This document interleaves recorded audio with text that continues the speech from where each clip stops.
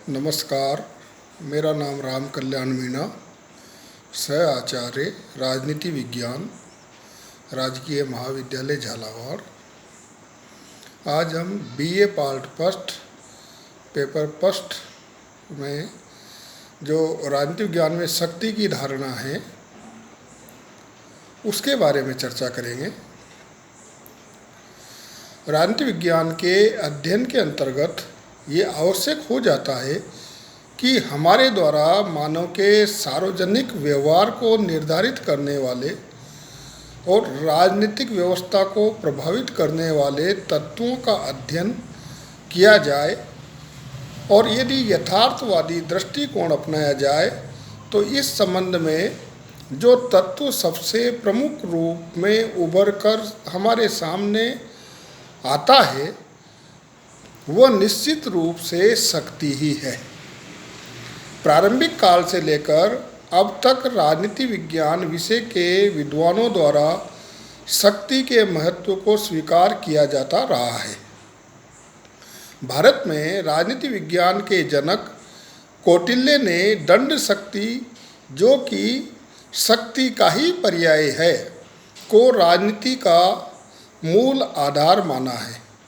एक स्थान पर वे लिखते हैं कि समस्त सांसारिक जीवन का मूल आधार दंड शक्ति ही है। वस्तुतः समस्त भारतीय साहित्य दंड शक्ति के महत्व से भरा पड़ा है। पाश्चात्य राजनीति विज्ञान के अंतर्गत भी यही बात देखी जा सकती है।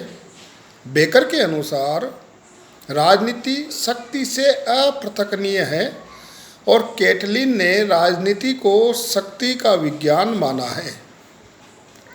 ब्रट्रेंड रसल ने तो शक्ति को समाज विज्ञान की मूलभूत अवधारणा के रूप में माना है और एल.एस. अल्मर के कथनानुसार सभी सामाजिक विज्ञानों में शक्ति की धारणा से इतना संबंधित कोई भी नहीं है जितना कि राजनीति विज्ञान। अरस्तु से लेकर आज तक के राजनीतिक लेखकों की विषय वस्तु का विश्लेषण करने पर यह निसंदेह स्पष्ट हो जाता है कि शक्ति इसमें एक केंद्रीय धारणा रही, जिसके सहारे राजनीति विज्ञान को स्पष्ट करने का प्रयास किया गया।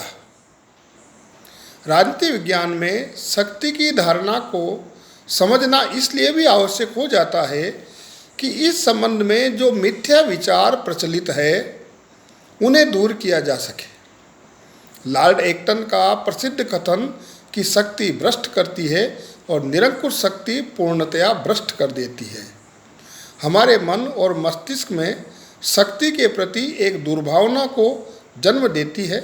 वस्तु स्थिति यह है कि शक्ति तो सामाजिक व्यवस्था के लिए नितांत आवश्यक है और शक्ति के बिना किसी प्रकार की सामाजिक व्यवस्था की कल्पना नहीं की जा सकती। केवल शक्ति की अति या शक्ति के दुरुपयोग के साथ ही भ्रष्टाचार को जोड़ा जा सकता है। इसी प्रकार एक नैतिक धारणा के रूप में सत्यमेव जयते नितांत औचित्यपूर्ण विचार है और मानवीय जीवन में हमारा आदर्श यही होना चाहिए।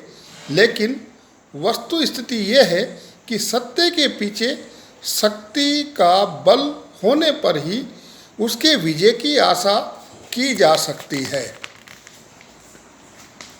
यथार्थवादी दृष्टिकोण से सत्य और शक्ति एक दूसरे के विरोधी नहीं अपितु पूरक है और पास्कल ने इस आधार पर ही न्याय और शक्ति के संयोजन की आवश्यकता में अपने विचार व्यक्त किए हैं।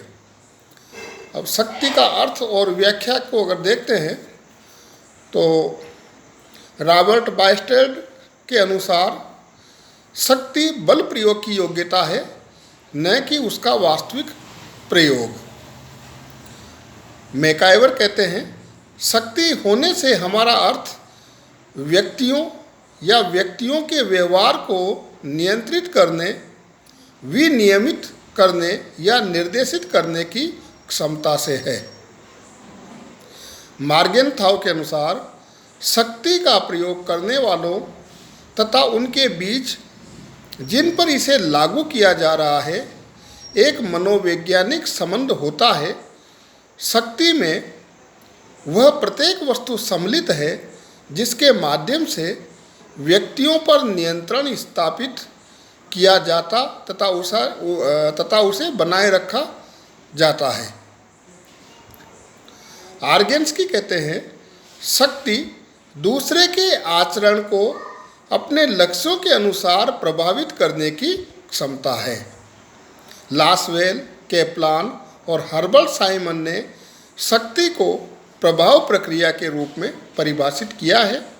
उनके मतानुसार शक्ति का उपयोग करते हुए दूसरों की नीतियों और कार्यों को प्रभावित किया जाता है तथा इस प्रक्रिया में दोनों पक्षों के बीच घनिष्ठ संबंध रहता है।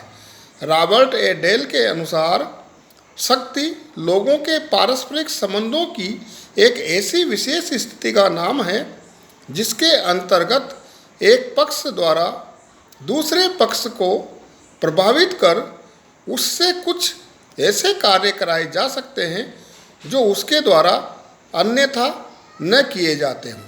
धन्यवाद।